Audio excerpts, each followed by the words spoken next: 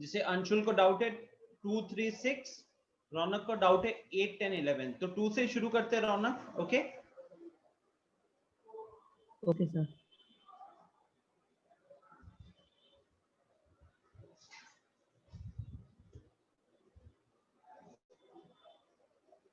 अभी आप लोग को स्क्रीन पे ये एक्सरसाइज लिखा हुआ दिख रहा है, ये बुक दिख रही है एनसीईआरटी वाली?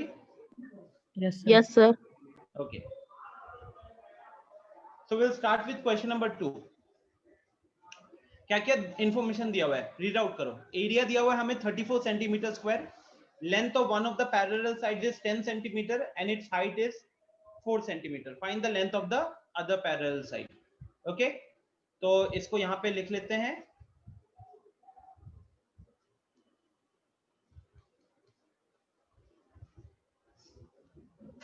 Question number 2. What are the things that are given to us? We have area which is given as 34 centimeter square, one parallel side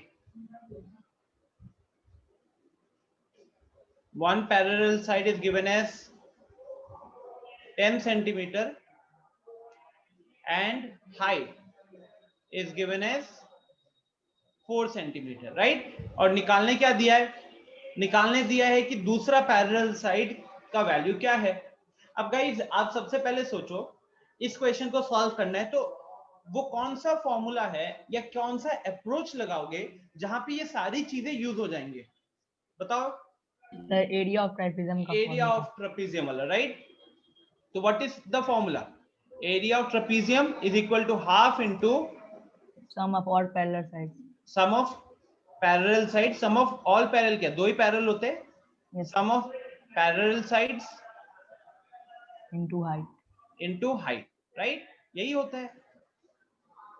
अब यहाँ पे ये सम जो है, सॉरी एरिया जो है वो तो हमारे पास ऑलरेडी गिवन है 34, ये तो हाफ ही रहेगा। अच्छा, पैरेलल साइड में एक हमको 10 दिया हुआ है, मान लेते हैं let the other parallel side B x, इसको x मान लेते हैं दूसरे वाले को, ठीक है। तो एक पैरेलल साइड है 10 सेंटीमीटर का, दूसरा वाला है 1 सेंटीमीटर का, तो सम ऑफ पैरेलल साइड कितना हो जाएगा? वो हो जाएगा 10 प्लस x, ठीक है, इनटू हाइट। हाइट कितना है? 4। अब 4 लिखने के साथ साथ कुछ चीजें आपको कैंसिल होते हुए दिखनी चाहिए, जैसे कि ये 2 है, ये इस 4 को कैंसिल करेगा और बन जाएगा 2, राइट। और उसके बाद ये जो अभी ग्रीन कलर वाला 2 है, ये 34 को कैंसिल कर देगा और यहां बन जाएगा 17, ठीक है। तो फाइनली हमारे पास इक्वेशन के लेफ्ट हैंड साइड में 17 बचा और इक्वेशन के राइट हैंड साइड में बचा है 10 प्लस x, और यहां से x का वैल्यू आ गया कितना? 7। तो ये हम मेरा आंसर हो गया।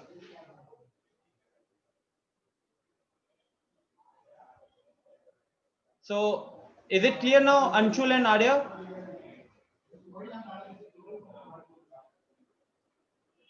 सर एक बार फिर से बता दीजिए। फॉर्मूला कौन सा है? एरिया वाला फॉर्मूला है। एरिया का जो फॉर्मूला होता है ट्रेपेजियम का, वो होता है half into sum of parallel sides into height, ठीक है। तो पैरेलल साइड्स तो दो होते हैं, मतलब एक ट्रेपेजियम का शेप आपको पता ही होगा, एक छोटा सा अगर ट्रेपेजियम बनाए यहाँ पे,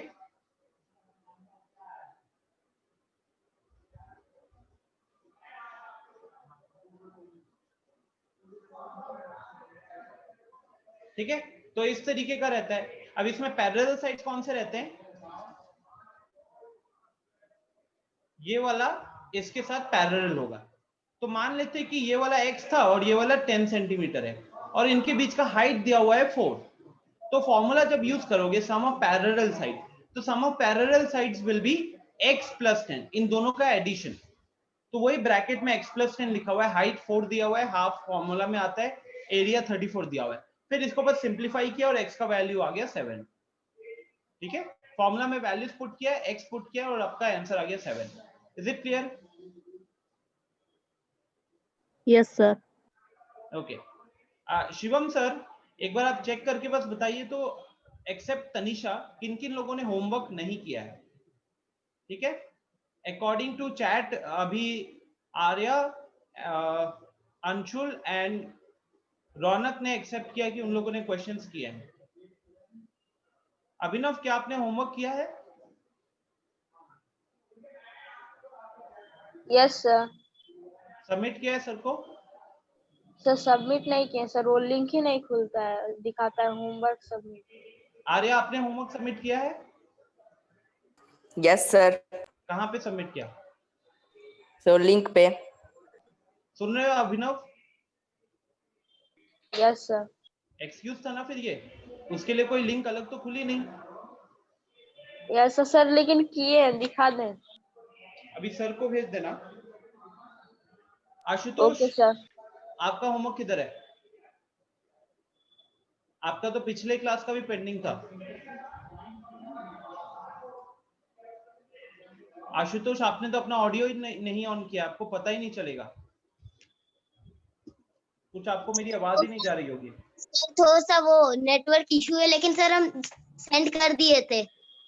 अच्छा, सबमिशन का भी है वो स्क्रीनशॉट। ठीक है।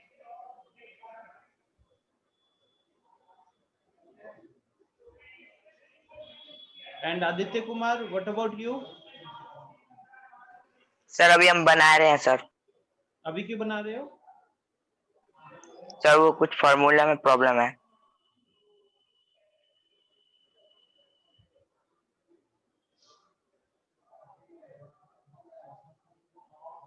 Okay, question number 3. Length of the fence of a trapezium shaped field ABCD is 120 meters. If BC is 48, CD is 17, AD is 40. Find the area of field. Side AB is perpendicular to parallel sides AD and BC. तो ये question number 3 का figure यहीं पे guys, मैं इसको ना यहीं पे कर रहा हूं, ठीक है। तो ये क्वेश्चन नंबर 3 का फिगर ऑलरेडी ये रहा। तो सारी वैल्यूज लिख लेते हैं एक बार। BC का वैल्यू है 48, BC है 48, उसके बाद CD का वैल्यू दिया हुआ है 17, फिर AD का वैल्यू दिया हुआ है 40, और हमको लेंथ ऑफ द फेंस, ठीक है, लेंथ ऑफ द फेंस दिया हुआ है 120। तो पता है क्या दिया हुआ है इनडायरेक्टली आपको? आपको क्वेश्चन है पेरीमीटर दिया, क्योंकि आप फेंसिंग कहां पे करते हो? आप वो फेंस जो होता है, तार लगाना हो गया, वो कहां पे लगाते हो? घर के बाउंड्री में ही लगता है, फिर यहाँ पे भी फील्ड के बाउंड्री पे लगेगा। तो पेरीमीटर हो गया यहाँ पे कितना? वो हो गया 120, ठीक है, पेरीमीटर हो गया 120। अब पेरीमीटर ट्रेपीजियम का क्या होगा? उसके चारों साइड्स का सम होगा। उसमें चौथा साइड जो AB है ना, इसकी वैल्यू अभी हमें नहीं पता, लेकिन बाकी तीनों साइड्स पता है। तो अभी के लिए हम क्या करते हैं, हम AB को मान लेते हैं x, इसको मान लेते हैं x। तो कहने के लिए चार साइड हमारे क्या क्या हो गए? x plus 40 plus 17 plus 48, x plus 40 plus 17 plus 48, ये वैल्यू हो गया 120, ये वैल्यू हो गया 120, ठीक है। और यहां से अब आप x की वैल्यू निकालोगे, अपना x की वैल्यू निकालोगे, वो आ जाएगा 15, ठीक है ना, वो वैल्यू आ जाएगा 15। तो जैसे ही x का वैल्यू 15 आ गया, फिर हमको क्वेश्चन में क्या है निकालना कि हमें निकालना है फाइंड द एरिया। अच्छा, एरिया का फॉर्मूला क्या होता है? Area of trapezium is half into sum of parallel sides. तो सबसे पहले हाफ लिखा। अब इसमें पैरेलल साइड कौन से देखो, क्वेश्चन ने बता भी दिया, AD एंड BC। तो AD का लेंथ देखो 40 है, BC का लेंथ 48 है। तो ब्रैकेट लगाया हमने और यहां पे लिखा 40 प्लस 48, ठीक है, 40 प्लस 48 इनटू हाइट। अभी जो हाइट वाला पार्ट है, ये मैंने आप लोगों को क्या बोला है? Height is nothing but the shortest distance between the two parallel sides. दोनों पैरेलल साइड्स के बीच का शॉर्टेस्ट डिस्टेंस या फिर परपेंडिकुलर डिस्टेंस। अभी ऑलरेडी अगर क्वेश्चन ने बता दिया कि AB जो है वो दोनों पैरेलल साइड के परपेंडिकुलर है, तो यहाँ पे जो आपका हाइट होगा ना, हाइट को कंसीडर करोगे आप AB, हाइट को कंसीडर करोगे AB, ठीक है। तो उन्होंने सीधा साधा हाइट यूज नहीं किया है, बट अकॉर्डिंग टू जिस तरीके से क्वेश्चन में इंफॉर्मेशन दिया था, और जो इंफॉर्मेशन दिया लास्ट लाइन में कि ए बी जो है वो दोनों पैरेलल साइड के परपेंडिकुलर है, तो उस केस में उसको हम हाइट की तरह ट्रीट कर सकते हैं। ठीक है,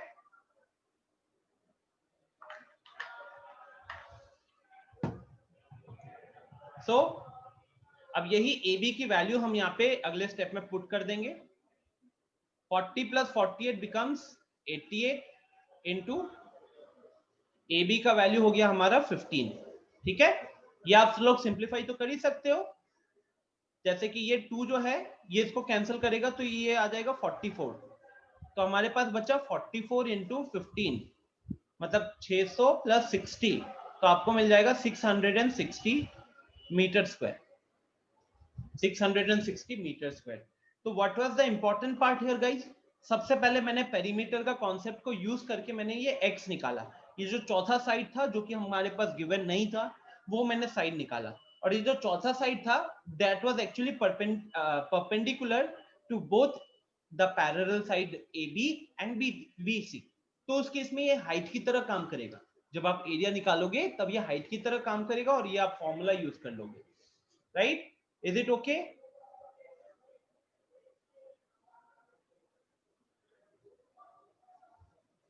Anshul, is it clear now?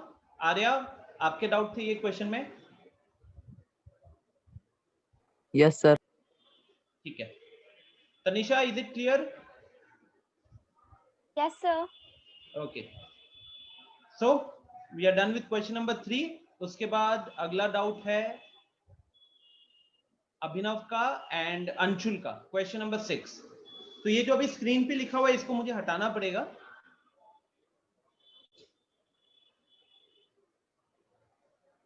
Now, question number 6 there, find the area of a rhombus whose side is 6 centimeter and whose altitude is 4 centimeter. If one of its diagonal is 8 centimeter long, find the length of the other diagonal. ठीक है,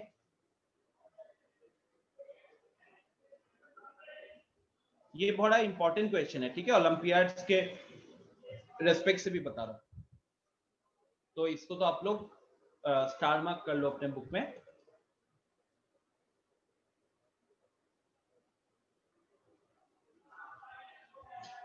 अच्छा, question number 6 का discussion करने से पहले आपको पता है कि पैरेललोग्राम के अंदर क्या क्या आते हैं? पैरेललोग्राम के अंदर क्या क्या आते हैं? We have rhombus, right? We have rectangle and we have square. ये तीनों रेक्टेंगल पैरेललोग्राम के अंदर आता है। ठीक है, अच्छा, तीनों का एरिया निकालने का एक बार फॉर्मूला देख लेते हैं। पैरेललोग्राम के लिए फॉर्मूला क्या होता है? Base into height. स्क्वायर के लिए क्या होता है? स्क्वायर के केस में जानते हो क्या होता है एक्चुअली में? बेस और हाइट दोनों इक्वल होते हैं। बेस और हाइट दोनों इक्वल होते हैं, दोनों को हम साइड ऑफ द स्क्वायर ही बोलते हैं। तो इसीलिए इस केस में जब हम एरिया की बात करते हैं तो एरिया इसका बोला जाता है साइड स्क्वायर, इसीलिए इसका एरिया को बोला जाता है साइड स्क्वायर। रेक्टेंगल के केस में क्या होता है जानते हो?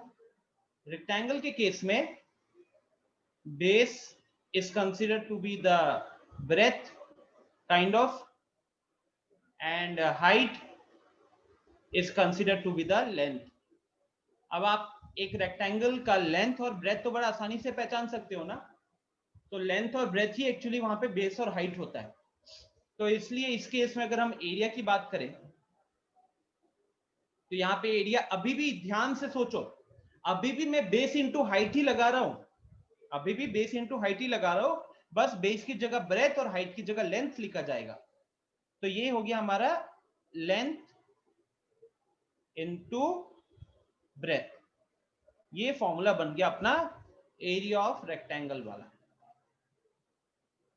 ये हो अपना ऑलरेडी हो गया था एरिया ऑफ स्क्वायर वाला। ठीक है, अब रोम्बस की बात करते हैं। तो रोम्बस के केस में क्या रहता है कि यहां पे एरिया का जो फॉर्मूला होता है थोड़ा सा अलग होता है। यहां लिखते हैं हम half into d1 into d2, half into d1 into d2। अब d1 क्या है? डायगोनल, दो डायगोनल होंगे ना रोम्बस के, तो पहला डायगोनल का लेंथ इंटू दूसरा डायगोनल का लेंथ। साथ ही साथ if we have the height, if we have the height and base, base तो एक्चुअली में क्या होगा? उस रोम्बस का एक साइड ही होने वाला है। Then area of rhombus is also equal to base into height, right? तो मतलब कि जो पैरेललोग्राम का जो फॉर्मूला है वो फॉर्मूला हम चाहे तो यहां पे भी यूज कर सकते हैं। जो फॉर्मूला पैरेललोग्राम के लिए आता है वो हम यहाँ पे भी यूज कर सकते हैं, बशर्ते कंडीशन क्या है कि हमारे को हाइट पता होना चाहिए। बेस क्या होगा यहाँ पे? बेस तो स्क्वायर का एक साइड ही होगा, ठीक है? तो सबसे पहले ये आपके दिमाग में क्लियर रहना चाहिए कि पैरेललोग्राम का एरिया निकालने के लिए हम बेस इंटू हाइट करते हैं। पैरेललोग्राम के अंदर तीन कैटेगरीज आती है, रोम्बस, रेक्टेंगल एंड स्क्वायर। तीनों का एरिया निकालने के लिए हम बेस इंटू हाइट का यूज कर सकते हैं। मतलब रोम्बस का एरिया निकालने के लिए भी बेस इंटू हाइट का यूज किया जा सकता है, रेक्टेंगल का एरिया निकालने के लिए भी बेस इंटू हाइट यूज किया जा सकता है, एंड स्क्वायर का एरिया निकालने के लिए भी बेस इंटू हाइट यूज किया जा सकता है। बस अलग अलग जगह पे अलग अलग टर्मिनोलॉजी आ जाता है, ठीक है? साथ ही साथ रोम्बस के केस में एक एक्स्ट्रा फॉर्मूला होता है, half into d1 into d2, half into diagonal 1 into diagonal 2, ठीक है? तो इस चीज को ध्यान में रखते हुए अब अगर हम इस क्वेश्चन को दोबारा पढ़ते हैं तो it will be very easy. देखो पहला लाइन क्या बोल रहा है? Find the area of a rhombus whose side is 6 centimeter and whose altitude is 4 centimeter। Side is 6 centimetre, इसको यहां रखते हैं।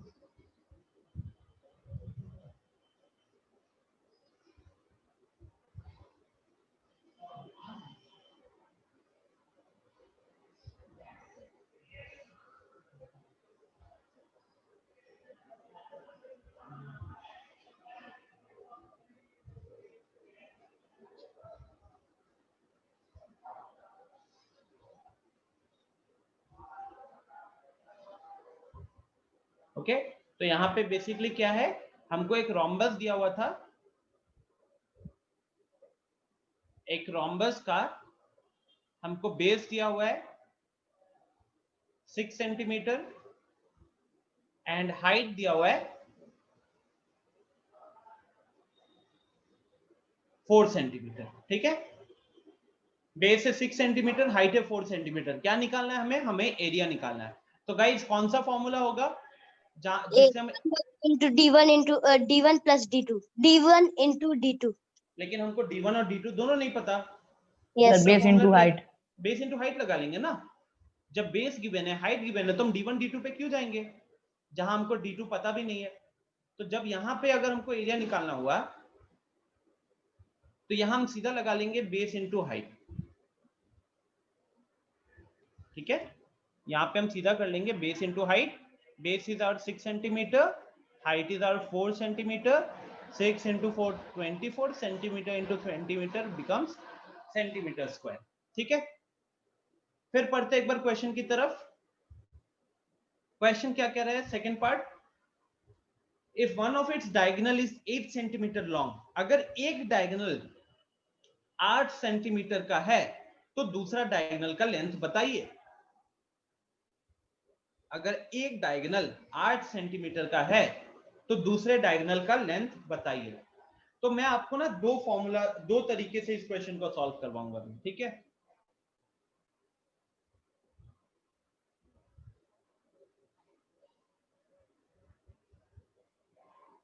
Method 1,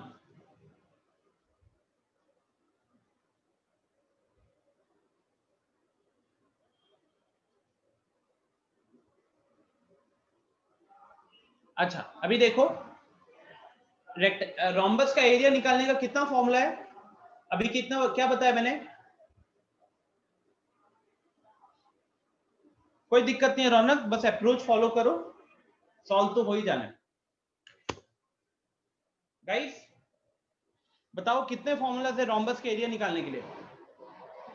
sir 2 There are two formulas, एक हाफ d1 d2 और दूसरा बेस इनटू हाइट, ठीक है।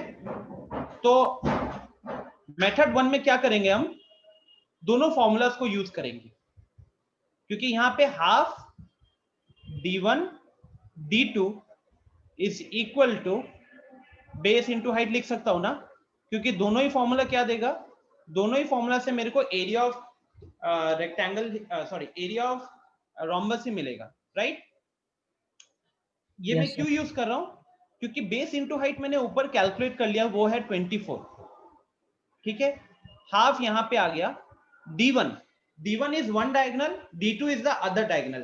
क्वेश्चन में हमारे पास एक डायगोनल दिया हुआ था, याद है, देखो क्वेश्चन का सेकंड लाइन, यस सर, एक दिया था एक नहीं दिया। if one of its diagonal is 8 centimetre long, तो उस केस में हम क्या करेंगे, हम सिंपली d1 मान लेते हैं कि d1 का वैल्यू था 8 सेंटीमीटर, तो हम d1 को 8 रखेंगे और d2 को एज इट इज छोड़ देंगे।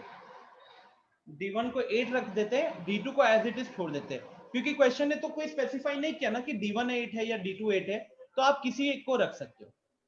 सर d2 की जगह x नहीं लिख सकते? हाँ हाँ लिख सकते हो, कोई दिक्कत नहीं है। सो अब ये 2 इसको कैंसिल करेगा, ये फिर ये यहाँ पे कैंसिल करके बना 6, तो फाइनली यहाँ से हमारा d2 का वैल्यू कितना आ गया, d2 का वैल्यू आ गया 6 सेंटीमीटर, आ गया मेरा सेकंड डायगोनल। कोई किसी को दिक्कत तो नहीं हुआ होगा इस तरीके में, सिंपल सा मेथड था। Yes sir. Yes sir. अब आते हैं सेकंड मेथड में, जो कि थोड़ा सा कॉम्प्लिकेटेड है, but you should know the approach, because क्या होता है कि कभी कभार आपको बेस इनटू हाइट गिवन नहीं रहता है, उस केस में ये आपको हेल्प करेगा।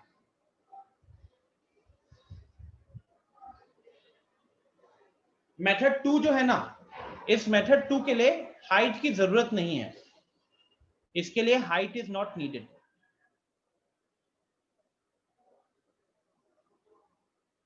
मेथड 1 के लिए हाइट जरूरी था, ठीक है, यहां पे मेथड 1 के लिए हाइट जरूरी था। सो अब यहां पे if you think about the rhombus, rhombus की प्रॉपर्टी कोई बता सकता है क्या, एनीवन?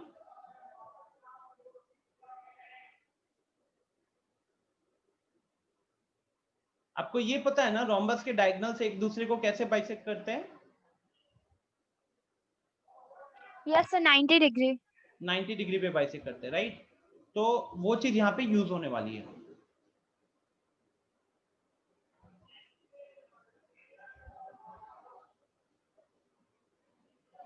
ठीक है।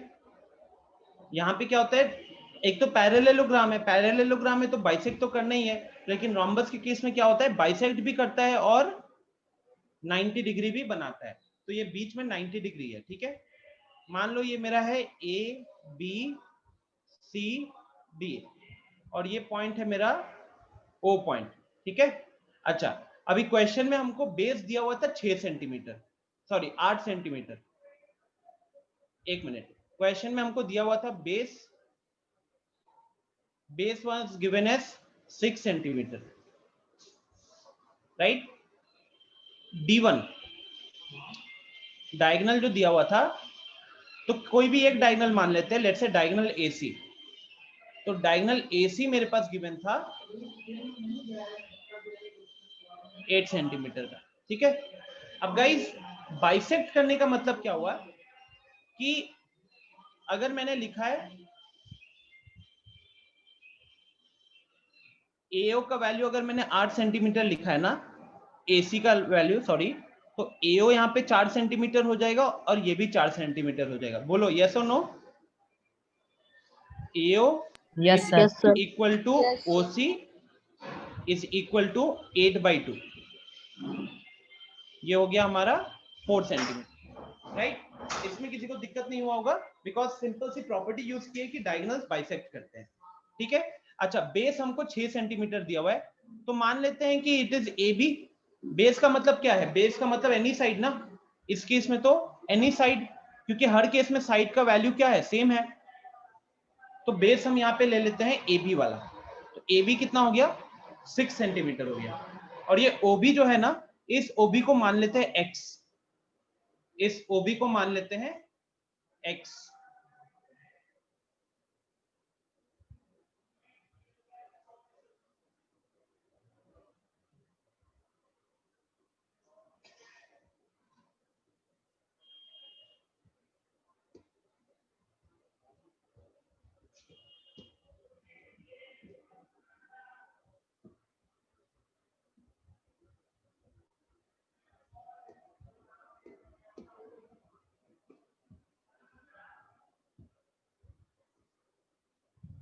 One minute guys.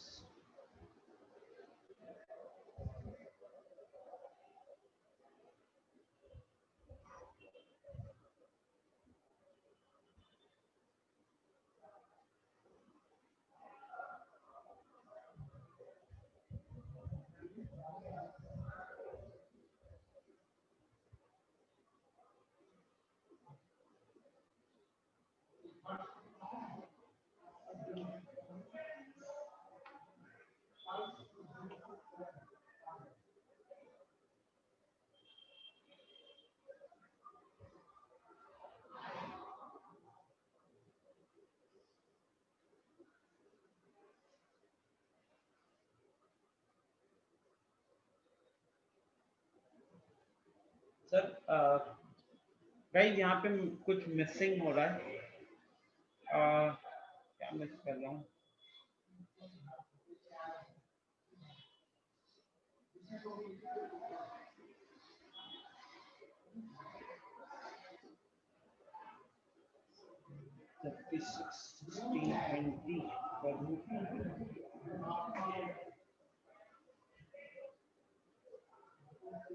सो एक काम करते हैं, ये वाला पार्ट को अभी थोड़े टाइम के लिए लीव करते हैं। मैंने अपने माइंड में जो कैलकुलेशन किया, उस कैलकुलेशन के according I am not getting the same answer. Can you guys just check कि इस क्वेश्चन का आंसर है क्या वैसे? What is the length of the other diagonal?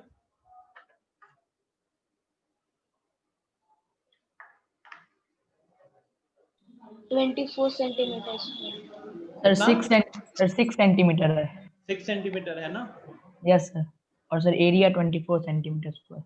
हाँ, तो एरिया तो ऊपर 24 निकाल चुके थे हम लोग। ऊपर आपको स्क्रीन के ऊपर दिख ही रहा होगा ब्लू कलर में, और आपके टॉप बॉटम लेफ्ट कॉर्नर में आपको D2 का वैल्यू 6 दिख रहा होगा। डोंट नो यहाँ पे क्या मिसिंग हो रहा है। चलो इसको मैं देखता हूँ, या फिर मैं कुछ चीज मिस कर रहा हूँ। ठीक है, तो फिलहाल के लिए सेकेंड पार्ट के लिए हम ये रखते हैं बस। ठीक है,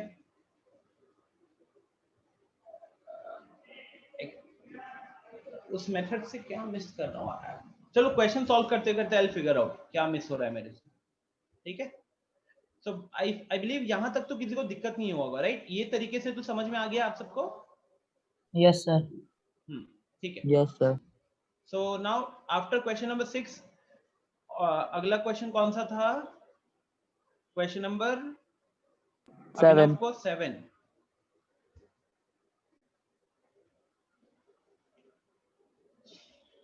क्वेश्चन बोल रहा है कि the floor of a building consists of 3000 tiles which are rhombus shape. मतलब कि हर टाइल का शेप जो है रोम्बस के शेप में, और उस सारे के डायगोनल्स कितने हैं? 45 एंड 30 सेंटीमीटर्स के हैं, राइट? तो देखिए, सबसे पहली बात, हमारे पास अगर मान लो कि ये एक बड़ा सा वो है, फ्लोर है,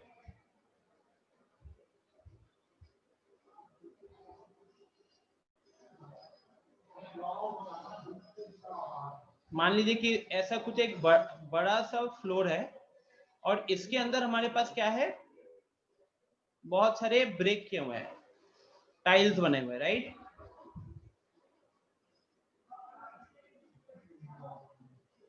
ऐसा करके इस तरीके से रहेगा। तो आपको उस केस में क्या करना है, एक टाइल का अगर हम एरिया निकालते हैं, अगर मैं आपसे पूछूंगा कि आप इसमें ये 3000 टाइल्स का एरिया कैसे निकालोगे? एरिया ऑफ 3000 टाइल्स कैसे निकालोगे? क्वेश्चन ने सिंपली क्या बोला आपको, एक बड़ा सा फ्लोर है, उस बड़े से फ्लोर में 3000 टाइल्स लगे हुए हैं, हर टाइल जो है वो रोम्बस की शेप का है, और उस रोम्बस का आपको डायगोनल का लेंथ पता है 45 सेंटीमीटर एंड 30 सेंटीमीटर। तो क्वेश्चन ने बस इतना ही पूछा है कि बताइए कॉस्ट कितना लगेगा उस फ्लोर को पॉलिश करने में, और हर 1 मीटर स्क्वायर पे आपको 4 रुपया खर्च करना है। तो गाइस पॉलिशिंग का है, पॉलिशिंग का कॉस्ट निकालना है, और पॉलिशिंग हम कहीं ना कहीं फ्लोर पे कर रहे हैं। तो उस केस में हमारा जो सबसे पहले अप्रोच रहना चाहिए वो क्या रहना चाहिए कि भाई साहब पहले कितना एरिया है हम वो एरिया चेक कर लेते हैं। टोटल एरिया पहले हम कैलकुलेट कर लेंगे, टोटल एरिया जितना भी आएगा उसको 4 से मल्टीप्लाई कर देंगे। तो सबसे पहले आपका टारगेट क्या होना चाहिए, टोटल एरिया निकालना। अब टोटल एरिया यहाँ पे कैसे निकलेगा, 3000 को बाहर करो। अब एक डायगोनल को अगर आप देखोगे, एक डायगोनल को देखोगे तो उस डायगोनल का हम लोगों को वो पता है, सॉरी रोम्बस देखोगे तो एक रोम्बस का हमको डायगोनल पता है, ये ज्वाइन कर दिया BD एंड AC। तो यहाँ पे AC का वैल्यू है मान लो 45 और BD का वैल्यू है मान लो 30। तो उस केस में एरिया कितना हो जाएगा, half into 45 into 30, half into 45 into 30, right. ये अपना सिंपल सा फॉर्मूला होता है, half into D1 into D2। अब यहां से आप इसको सॉल्व करोगे अगर,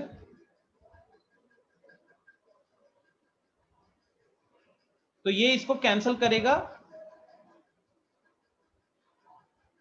यस अभिनव, हैंड रेस क्यों, कुछ पूछना है क्या? सर कॉर्नर में नहीं दिख रहा है। क्या कॉर्नर में नहीं दिख रहा है? ओके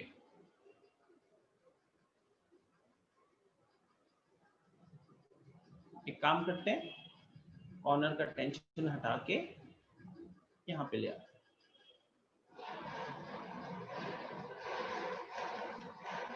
नाउ सो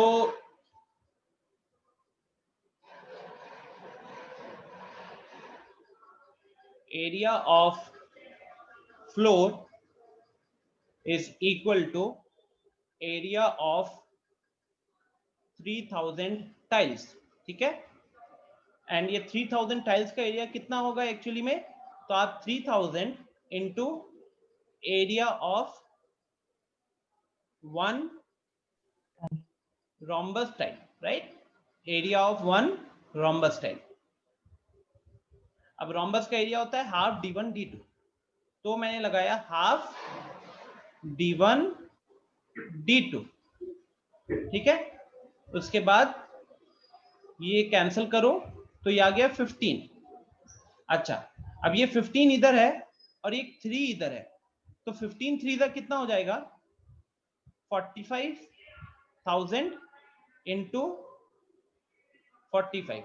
अब अगर आप लोगों को याद है गाइस, तो हमारी जो स्टार्टिंग क्लासेस थी ना, जिसमें मैंने आपको शॉर्ट ट्रिक बताया था स्क्वायर्स कैलकुलेट करने का, तो अभी जैसे 45 का स्क्वायर है तो ये नंबर जो है वो किस पे एंड कर रहा है, 5 पे एंड कर रहा है।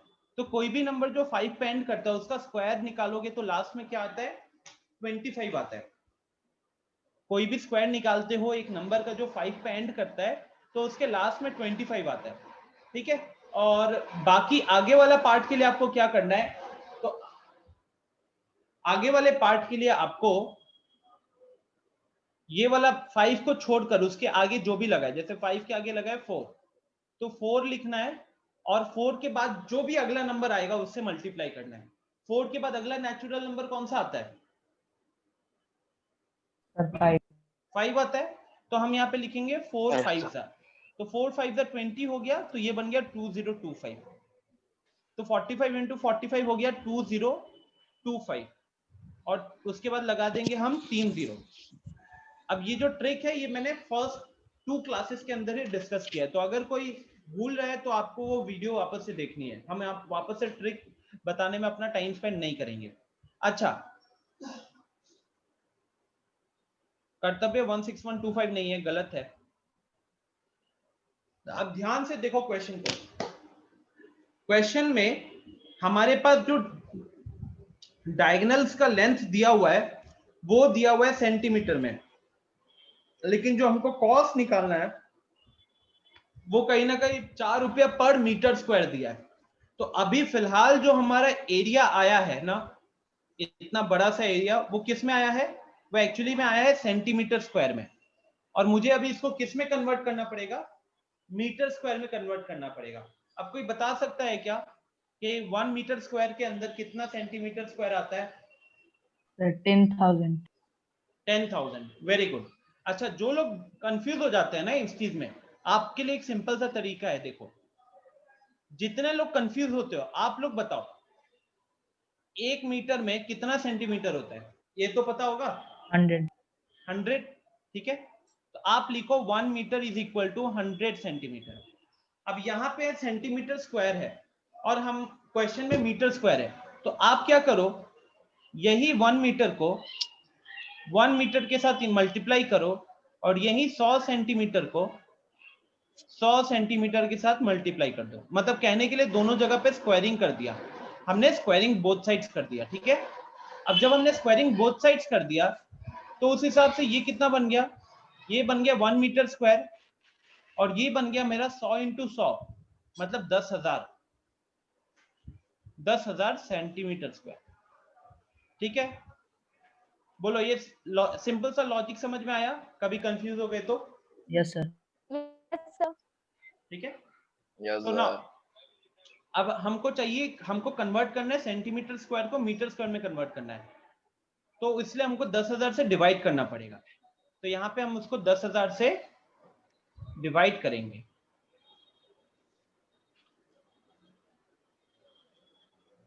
तो 10,000 से जब डिवाइड कर दिया तो ये किस में कन्वर्ट हो गया? मीटर स्क्वायर में कन्वर्ट हो गया। अब आप देखो कितने जीरोस कैंसिल हो जाएंगे, 1 2 3, ये तो सिंपली कैंसिल होते हुए दिख रहा है मेरे को, और एक डेसिमल आ जाएगा, तो मेरे पास आ गया फाइनली 202.5 मीटर स्क्वायर, ठीक है। तो ये एक्चुअली में क्या आया, ये मेरा पूरा जो फ्लोर था ना, वो पूरा फ्लोर का एरिया आ गया 202.5 मीटर स्क्वायर, ठीक है। फिर मेरे को क्वेश्चन ने क्या दिया है? क्वेश्चन ने दिया है cost per metre square. 1 metre square का कॉस्ट है ₹4। 1 मीटर स्क्वायर का कॉस्ट है ₹4। तो देयरफॉर अगर मैं इतना सारा कॉस्ट ऑफ 202.5 मीटर स्क्वायर अगर लगाता हूं, 1 मीटर स्क्वायर का 4 रुपया है, तो 202 रुपया 50 पैसा मीटर स्क्वायर का कॉस्ट कितना हो जाएगा? ₹4 इंटू 202.5। तो ये 200 मल्टीप्लाई कर लो, 200 इंटू 4 800 हो गया, 2.5 इंटू 4 10 हो गया, तो ये हो जाएगा 810। So this should be my final answer, guys. Look at the solution, बताओ कहां पे नहीं समझ में आया?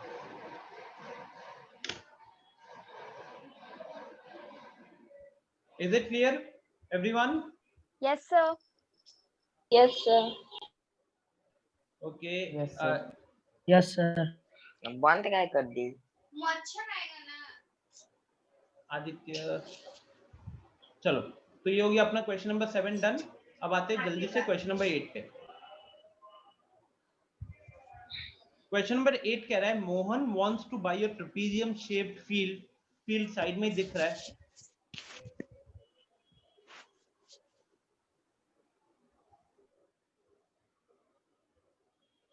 Its side along the river is parallel to twice the side along the road. Okay, तो ये कह रहा है कि जो रिवर के साथ जो साइड है वो रोड मतलब, हाँ, तो देखो ये ट्रेपेजियम है, दिस इज माय ट्रेपेजियम, ठीक है। अब इस ट्रेपेजियम के पैरेलल साइड्स कौन से हैं? ये वाला और ये वाला।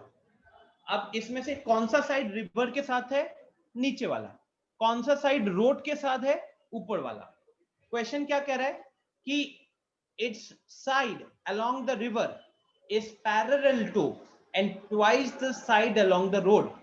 तो ये कह रहा है कि जो रिवर के साथ जो साइड है और रोड के साथ जो साइड है, ये दोनों एक दूसरे के साथ पैरेलल है, और रिवर वाले का जो लेंथ है वो रोड वाले का लेंथ का डबल है। रोड वाले के लेंथ का डबल है, ठीक है। सो इस केस में अगर मैं डायग्राम जहां नहीं समझ में आए बताना, हाँ, मेन पूरा खेल इस पे डायग्राम का ही है। तो मान लेते हैं कि ये इतना सा जो लेंथ है ना, इतना सा लेंथ, इसको मान लेते हैं x। तो उस केस में यहां से लेके यहां तक ये लेंथ कितना हो जाएगा according to the question? 2x हो जाएगा कि नहीं, बोलो। क्वेश्चन पढ़ो, और जो मैंने अगर ऊपर वाले को x माना तो नीचे वाला 2x हो जाएगा। बोलो यस और नो। Yes sir. एक बार फिर से बताइएगा। क्वेश्चन का सेकंड लाइन पढ़ो Raunak. Its side along the river is parallel to, मतलब कहने के लिए डायग्राम को देखो एक बार, मैं सब कुछ वापस से रब कर देता हूं। इसमें ट्रपीजियम कौन सा दिख रहा है आपको? ये वाला ट्रपीजियम है, राइट? ये वाला अपना ट्रपीजियम है। अब इस ट्रपीजियम के पैरेलल साइड्स कौन से हैं? एक ये वाला है और एक ये वाला है, ठीक है। अच्छा, ये जो नीचे वाला साइड है वो किसके साथ लगा हुआ है? रिवर के साथ लगा हुआ है। और ऊपर वाला साइड किसके साथ लगा हुआ है? रोड के साथ। रोड के साथ। अब क्वेश्चन क्या कह रहा है? It's side along the river. तो रिवर के साइड जो लगा हुआ है वो रोड के साइड वाले का ठीक डबल है, रोड के साइड वाले का ठीक डबल है, ठीक है। तो अगर मैं इस वाला पार्ट को, इतना पार्ट को अगर मैं x मान लेता हूं, ये वाला पार्ट उस हिसाब से कितना हो जाएगा? 2x हो जाएगा। यही बस मेन पार्ट है इस क्वेश्चन में। ये समझ में आ गया तो फिर खत्म है, बिकॉज अब ये ट्रपीजियम दिख रहा है आपको, जिसका एक पैरेलल साइड है x, दूसरा पैरेलल साइड है 2x। इसका हाइट दिया हुआ है 100 सेंटीमीटर, देखो बनाया हुआ है 100 सेंटीमीटर, और लिख भी दिया है perpendicular distance between two parallel side is 100 metre, sorry not centimetre, metre. और साथ में एरिया भी दे दिया है। तो बस अपन को फॉर्मूला लगाना है। तो एरिया इज इक्वल टू कितना दिया हुआ है? 10500। अब एरिया का फॉर्मूला लगाएंगे हम लोग, half into sum of parallel sides. अब पैरेलल साइड्स कौन से हैं? x आएगा प्लस 2x आएगा, और हाइट कितना है? तो हाइट क्वेश्चन ने दिया हुआ है 100 सेंटीमीटर, अगेन गलत बोल रहा हूं, 100 metre. This is equal to 10500, right. और फिर आप देख लो कि क्या क्या कैंसिल होते हुए दिख रहा है। जैसे कि ये वाला 0, ये वाला 0, दो जीरोस यहां से कैंसिल होते हुए दिख रहे हैं। ब्रैकेट के अंदर x प्लस 2x कितना बन जाएगा? वो बन जाएगा 3x। और ये जो नीचे जो 2 दिख रहा है जो लेफ्ट हैंड साइड में, इसको हम राइट हैंड साइड भेज देंगे। तो राइट हैंड साइड भेजोगे तो बन जाएगा 105 इंटू 2, ठीक है। अब 105 इंटू 2 होता है 210, और इसमें अगर आप x को कैंसिल करोगे, 3 मतलब 3 से कैंसिल करोगे तो x का वैल्यू आ जाएगा 70, राइट। x का वैल्यू आ गया 70। तो हमको पूछा है रिवर वाले के साइड में कौन सा है, तो रिवर वाले के साइड में 2x है। तो मेरा आंसर एक्चुअली में क्या हो जाएगा? मेरा आंसर हो जाएगा 140, क्योंकि रिवर वाला साइड में हमारा 2x है। तो बोलो ये समझ में आया क्या question? Yes sir. Everyone, Yes, जिन जिन के sir. डाउट थे? मेन चीज क्या था गाइस, यहाँ पे क्वेश्चन का जो थोड़ा स्टेटमेंट था वो कॉम्प्लिकेटेड था, लेकिन डायग्राम भी साइड में बनाया हुआ था, तो डायग्राम का हेल्प लेना चाहिए था हम लोगों को। हमको बस इतना ही सोचना है कि भाई कौन सा साइड किसका डबल बोल रहा है, ये अगर आप टिक कर लेते तो फिर बात खत्म थी, राइट। अली, आपने क्वेश्चन सॉल्व किया है, होमवर्क किया है? यस सर किया है। और सबमिट किया है होमवर्क? नो सर सबमिट नहीं हो पाया। यहाँ पे 4 लोग सबमिट कर दिए, 2 लोगों से सबमिट नहीं हो पाया। सबमिट नहीं हो पाया, लेकिन sir I can show you my homework. अच्छा, not needed right now, we are in Okay, the sir. Middle of the class. Yes sir. तो क्वेश्चन नंबर 9, आज आप लोग क्लास को होमवर्क के डाउट्स में खत्म करवा रहे हो, ओके। तो guys, top surface of a platform, top surface of a raised platform of a regular octagon is shown in the figure, and we need to find out the area of the octagonal surface. तो ये side में आपको shape दिख रहा है क्या? ये octagon क्यों बोला गया है? देखो 1 2 3 4 5 6 7 8, तो इसे ऑक्टागन इसीलिए बोला गया क्योंकि इसके 8 साइड्स हैं। और अभी मुझे ना इस ऑक्टागन का एरिया निकालना है, तो चलिए मैं इसे यहां सॉल्व करते हैं अपने व्हाइट बोर्ड पे।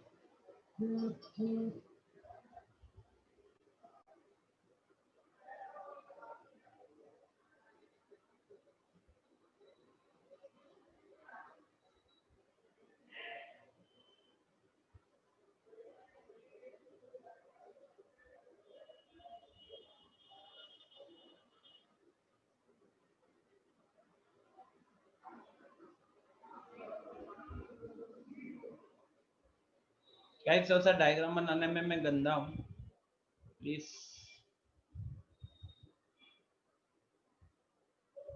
तो कहीं ना कहीं थोड़ा सा आधा अधूरा बन रहा है, right? So we need to find the area of this. अब इसमें सबसे पहले क्या किया गया है, इसको ज्वाइन दूसरे कलर से कर देते हैं और यहाँ पे इसको ज्वाइन कर देते हैं दूसरे कलर से, ठीक है?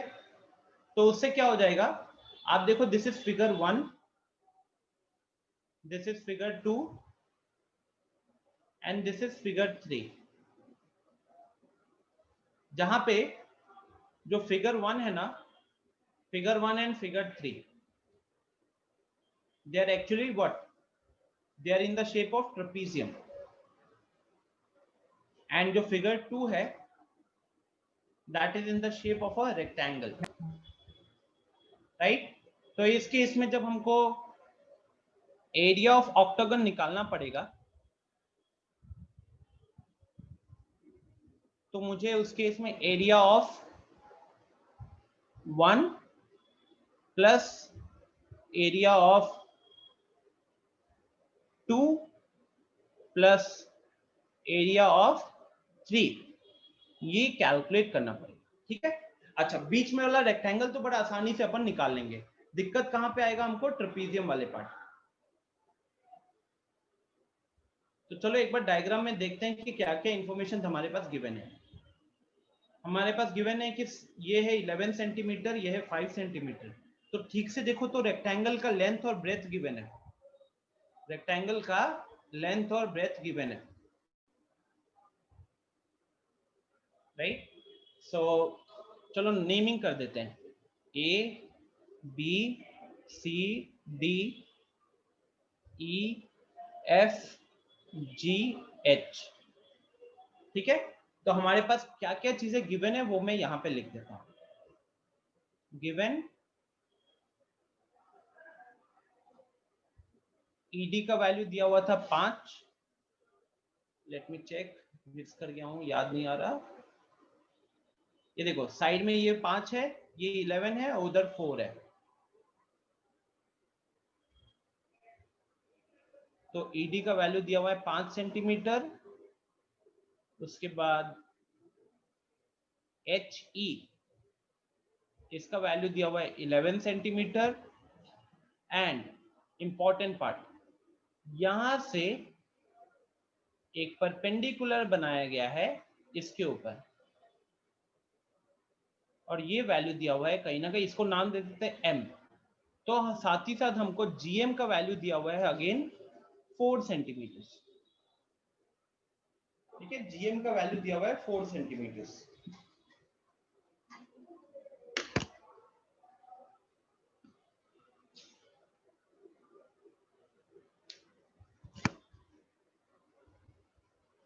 यहाँ तो बहुत कुछ चीज यूज हो रहा है, रेगुलर ऑक्टागन दिया हुआ है ना, हाँ।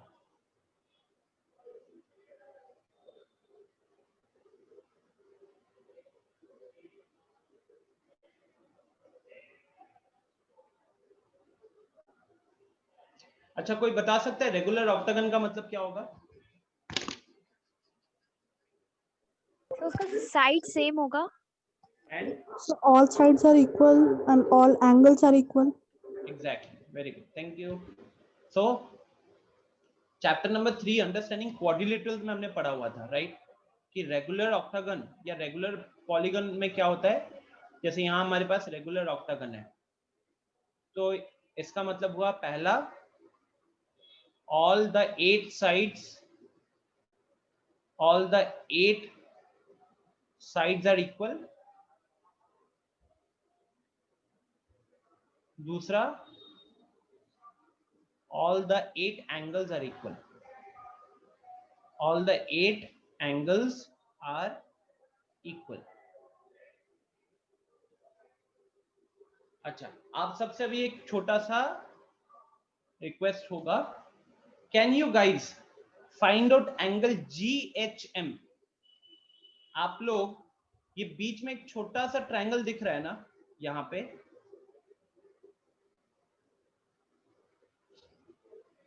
इतना पार्ट में छोटा सा दिख रहा है, इस छोटा सा ट्रायंगल का ये एंगल तो 90 डिग्री है, ये ऊपर थोड़ा सा G है, नीचे यहाँ पे थोड़ा सा H है, ये वैल्यू बताओ तो एक बार कितना होगा, सब कोई सोचो।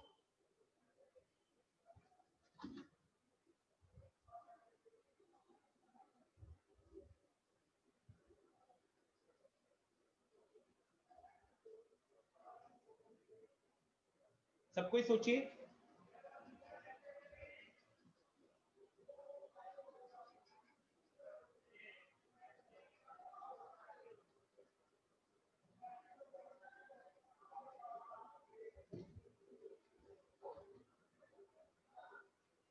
रौनक, I am asking about the angle, not the length, length तो निकाल नहीं पाओगे।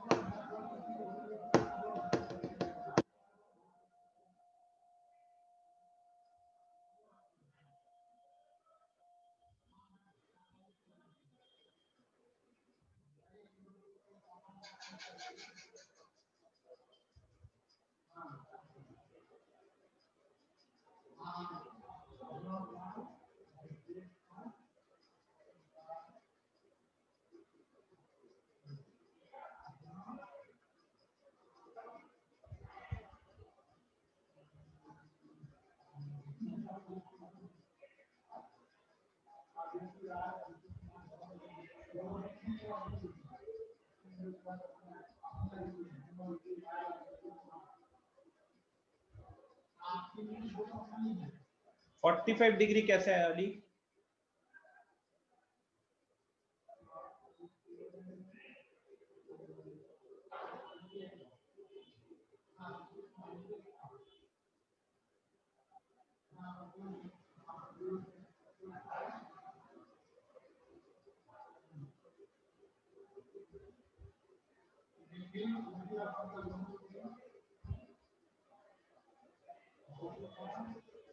तनिषा 160 डिग्री, 160 डिग्री तो होगा नहीं, बिकॉज वो एक ट्रायंगल है जिसमें कि एक एंगल 90 डिग्री है, तो बाकी दो का सम ही 90 डिग्री होगा मैक्सिमम।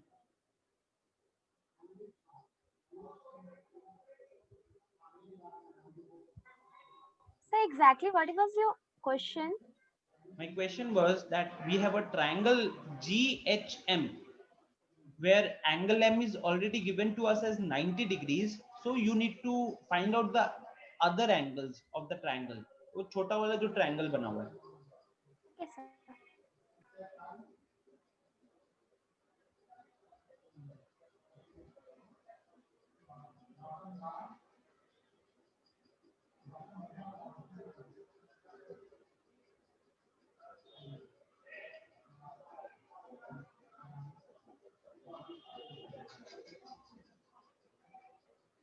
थर्टी डिग्री कह रहे हैं अभी ना। So if one was of 90, sir, then other two are also of 90 because sum of the triangle is हाँ, 180. sum is 90. I'm asking about the individual values of the angle. So all 90 degree. No, you are saying that angle G, angle M, angle H, all of them will be 90 degrees. Yes, So, sir. No, not possible na. In that case the sum will be 270 degrees, while the sum of the angles of a triangle is 180 degree, right? In fact, if one of the angle is already given to us as 90 degree, so in that case the other two angles, unka sum The jo other hoga two that will angles may be of 45. maybe. अब ये maybe नहीं चाहिए मेरे को, exact value क्या आप निकाल सकते हो? Just give me some time. Okay. so octagon का each interior angle 135 होता है ना सर? ये कैसे निकालेंगे ये बता देता हूँ। ये आप लोगों को याद है, एक फॉर्मूला बताया गया था आप लोगों को,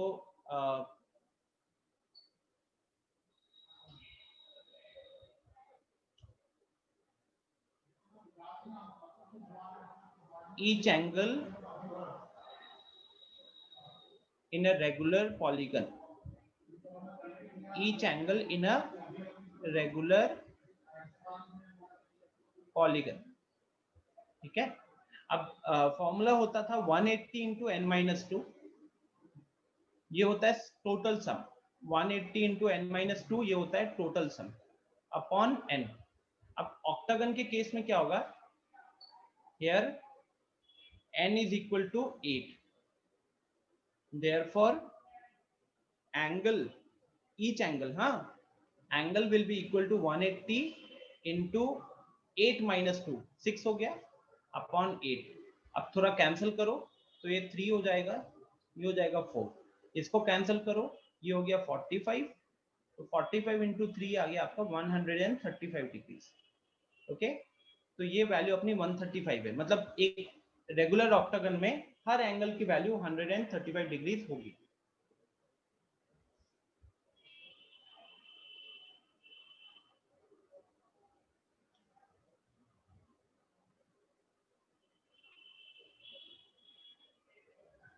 चलो मैं आप लोगों को अभी इजी अप्रोच बताता हूँ ये, लेकिन आप लोग सोचना कि कैसे निकालोगे इस एंगल की वैल्यू, ठीक है? कैसे निकालोगे इस एंगल की वैल्यू। मैं यहाँ पे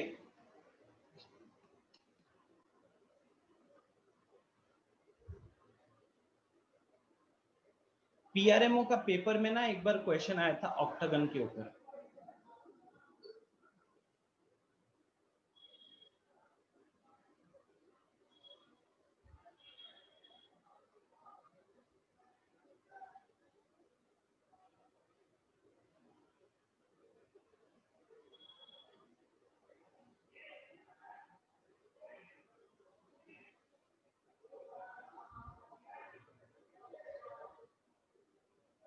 ठीक है?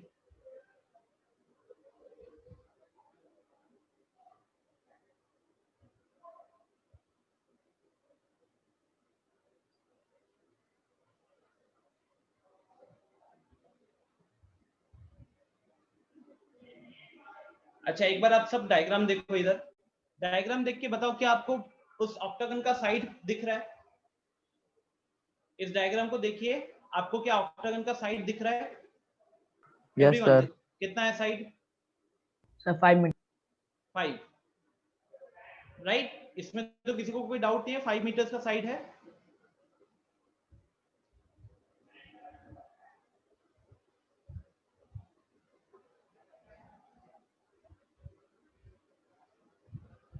ठीक है ना? तो कहने के लिए ये 5 है, ये हमको क्वेश्चन में 5 दिया हुआ था, ये भी 5 हो जाएगा, ये भी 5 हो जाएगा, ये भी 5, ये सारे के सारे साइड हमारे कितने हो जाएंगे? 5 सेंटीमीटर के, राइट? उसके बाद ये वाला साइड 11 दिया हुआ है, ये वाला साइड भी 11 हो जाएगा, ठीक है? अच्छा, अब ये ऊपर वाला पार्ट को देखिए, ये फिगर 1। फिगर 1 क्या है? This is a trapezium. अब इस ट्रेपीजियम में हमको हाइट दे दिया था क्वेश्चन में, ये वाला वैल्यू हमको कहीं ना कहीं क्वेश्चन में दे दिया है। कितना दिया हुआ है ये दिया हुआ है वैल्यू 4। तो अगर मैं आपसे पूछूं area of trapezium, area of trapezium formula क्या होता है? Half into sum of parallel sides. एक बार आप चेक करो, ऊपर वाला जो ट्रेपीजियम है, क्या मेरे को उनके दोनों पैरेलल साइड्स गिवन है? Yes sir. कितने कितने हैं? 5 and 11। 5 and 11, right? ऊपर 5 है और नीचे वाला पैरेलल साइड है 11। तो सम ऑफ पैरेलल साइड्स करेंगे तो 5 + 11 लिखेंगे ही इनटू हाइट। हाइट कितना दिया हुआ है क्वेश्चन दिख रहा है क्या? Sir 4 metre. 4 मीटर का हाइट है तो into 4, so this becomes half into 16 into 4, ये आपका आ गया 32, राइट? अच्छा, रेक्टेंगल का एरिया दिख रहा है कितना होगा? 11 into 5। उसमें तो कोई दिक्कत नहीं हो रही होगी, लेंथ 11 और ब्रेथ 5, तो 11 into 5 ये हो गया अपना 55। तो देयरफॉर अब अगर हम सीधे बात करें एरिया ऑफ ऑक्टागन की, तो ये हो गया अपना 2 ट्रेपीजियम है ना, एक ऊपर एक नीचे, तो उसके लिए हमको क्या करना पड़ेगा 2 into 32। अब बीच में रेक्टेंगल है जिसका वैल्यू है 55, तो दैट बिकम्स 64 + 55 जो बन गया फाइनली हमारा 119 मीटर स्क्वायर, ठीक है, जो बन गया हमारा 119 मीटर स्क्वायर। तो बोलो गाइस, क्या समझ में आया ये?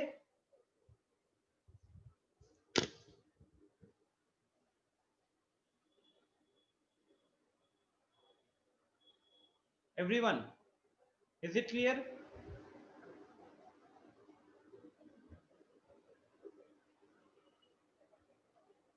Have a look, ऊपर वाला ट्रेपीजियम का एरिया निकाला, half into sum of parallel sides into distance between them करके, बीच वाला रेक्टेंगल का एरिया लेंथ इंटू ब्रेथ करके, तो ऑक्टागन का एरिया हो जाएगा 2 ट्रेपीजियम प्लस 1 रेक्टेंगल।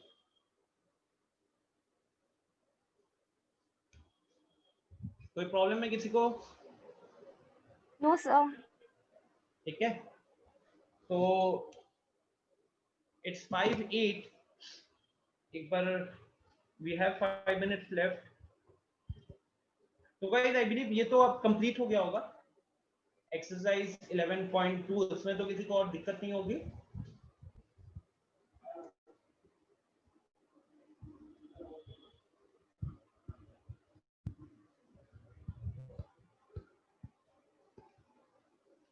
तो सुनो, ज्यादा कुछ होमवर्क नहीं दे रहा हूं आप लोगों को, सिंपल सा सजेशन ये रहेगा, this was question number 9, right?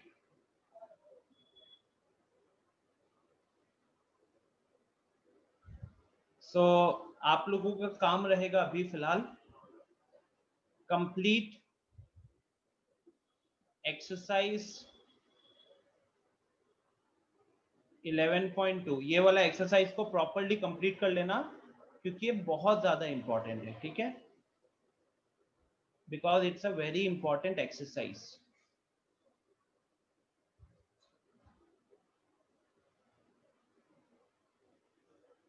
Plus यहां पे थोड़ा सा आपको होमवर्क दिया जा रहा है, learn the formulas of surface area and volume of cuboid, cube, cylinder. बस इन 3 का आप लोग सरफेस एरिया और वॉल्यूम के जो फॉर्मूलाज होते हैं ना उसको याद करना है। Is it okay? Yes, sir. ठीक है, एंड यस सर। आज जो भी हमने लिखा हुआ है इस फाइल में, तो दिस फाइल मैं अभी क्लास एंड होने के जस्ट बाद ग्रुप पे शेयर कर दूंगा, ठीक है, आपके रेफरेंस के लिए। बट डू रिमेंबर, आपको कुछ ज्यादा होमवर्क नहीं दे रहा हूँ, इनफैक्ट 11.2 ऑलमोस्ट सब लोगों ने कर रखा है, तो इट विल, बस मेरा ये कंसर्न है कि आप इसको अच्छे से कंप्लीट कर ले, और साथ ही साथ अगला एक्सरसाइज जो है वो कहीं ना कहीं सरफेस एरिया एंड वॉल्यूम के ऊपर बेस्ड है, राइट? और ये वाला जो पार्ट है, just to tell you the importance of this part, सिर्फ इसके नाम से ना आप जाकर चेक करना, क्लास 9 एंड क्लास 10 खुद जाके अभी देख लेना। क्लास 9 एंड क्लास 10 दोनों ही क्लास के एनसीईआरटी वाले बुक का चैप्टर नंबर 13 पूरा का पूरा खाली सरफेस एरिया और वॉल्यूम के ऊपर बेस्ड है। ओके, क्लास 9 क्लास 10 दोनों ही क्लासेस का चैप्टर नंबर 13 सिर्फ सरफेस एरिया एंड वॉल्यूम के ऊपर बेस्ड है, और उसमें 6 शेप्स है। ये क्यूबॉइड, क्यूब, सिलेंडर, ये 3 आपको दिख रहा है। इसके अलावा आता है स्फीयर, हेमिस्फीयर एंड कोन। तो ये टोटल 6 सरफेसेस के सरफेस एरिया एंड वॉल्यूम के साथ हम डील करेंगे 9th और 10th में, और इसका एक सेपरेट चैप्टर है। तो आप इमेजिन कर सकते हो कि इस पार्ट का जो अगला एक्सरसाइज आने वाला है उसका इंपॉर्टेंस कितना बढ़ जाता है। ठीक है, तो यहीं पे फिर मैं क्लास को एंड करता हूं गाइस। 5:30 पे डॉट आपकी केमिस्ट्री की क्लास शुरू हो जाएगी, तो उसमें लेट नहीं होइएगा, एंड हम मिलेंगे फिर अगली क्लास में। रूटीन, बाकी रूटीन आपको ग्रुप पे शेयर कर दिया जाएगा। ठीक है, थैंक यू सर। क्वेश्चन है? Thank you, sir. वेलकम। कोई क्वेश्चन है किसी का, कुछ पूछना है या फिर मैं एंड करूं?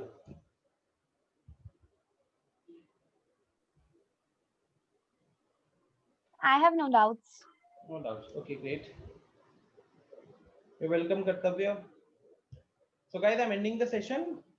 टेक केयर, मिलते हैं अगली क्लास में। Bye sir.